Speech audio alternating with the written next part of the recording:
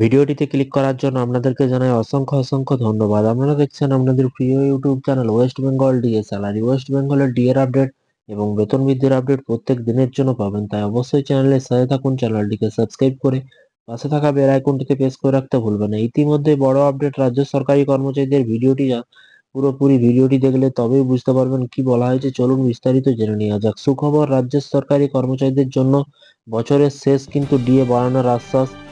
বছরের শেষে কিন্তু ডিএ বাড়ানোর আশ্বাস দিল রাজ্য সরকার। কি বলা হয়েছে? বছরের শেষে রাজ্য সরকারি কর্মচারীদের জন্য একটি সুখবর। অর্থ দপ্তর রাজ্যের কর্মচারীদের মহার্ঘ ভাতা বা ডিএ বৃদ্ধি করার অনুমোদন দিয়েছে। 2025 সালে 1 জুলাই থেকে কিন্তু এই বর্ধিত ডিএ কার্যকর হবে। এই বৃদ্ধির আওতায় পঞ্চম বেতন কমিশনের অধীনে কর্মচারীদের 12% ডিএ বৃদ্ধি করা হয়েছে। ফলে তাদের ডিএ কিন্তু 443% থেকে বেড়ে কিন্তু 455% হবে। আর ষষ্ঠ বেতন কমিশনের অধীনে কর্মচারীদের সপ্তম শতাংশ 7% ডিএ বৃদ্ধি পেয়েছে। ফলে কিন্তু তাদের ডিএ 239% থেকে বেড়ে কিন্তু 246% হবে বলে কিন্তু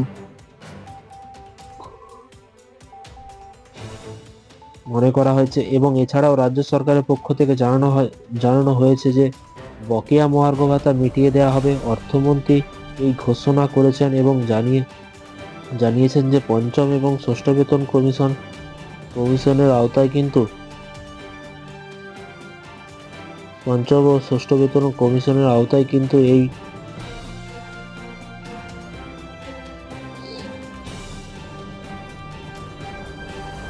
কমিশনের আওতাধীনে কর্মচারীদের বকেয়া ডিএ শীঘ্রই কিন্তু মিটিয়ে দেবে বলে বলেছে রাজ্য সরকার। তো শুধু সময়ের অপেক্ষা, যখনই নতুন নোটিফিকেশন বেরোবে অবশ্যই আপনাদেরকে জানানো হবে। তাই চ্যানেলের সাথে থাকুন, চ্যানেলটিকে সাবস্ক্রাইব করে পাশে থাকা বেল আইকনটিতে প্রেস করে রাখুন পরবর্তী নতুন আপডেট পাওয়ার জন্য। ভালো থাকবেন, সুস্থ থাকবেন এবং নিজের খেয়াল রাখবেন। Thank you.